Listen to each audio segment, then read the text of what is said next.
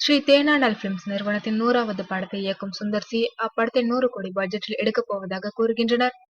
தமிழ் சினிமாவின் minimum guarantee இயக்குனர் என்று பெயர் எடுத்தவர் சுந்தர் சி. இவர் நடிப்பில் அடுத்ததாக முத்தின கத்திரிக்கா படம் வெளியாக உள்ளது.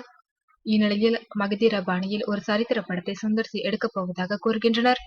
இப்படத்தின் நாயகன் யார் என்பதை இன்னும் முடிவு செய்யவில்லையாம். அதே நேரம் நாயகியாக நடிக்க பிரபல பாலிவுட் நடிகையிடம் பேச்சுவார்த்தைகள் நடைபெற்று வருகின்றன. கிராபிக்ஸ் வேலைகள் படத்தில் அதிகமாக இருப்பதால் மகதீரா நான் படத்திற்கு பணியாற்றிய கமலக்கண்ணனை இப்படத்தின் கிராபிக்ஸ் பணிகளுக்கு ஒப்பந்தம் செய்துள்ளனர்.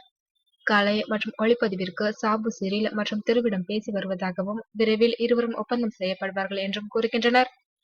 விரைவில் இப்படம் குறித்து அதிகாரப்பூர்வ அறிவிப்புகள் வெளியாகும் என எதிர்பார்க்கப்படுகிறது.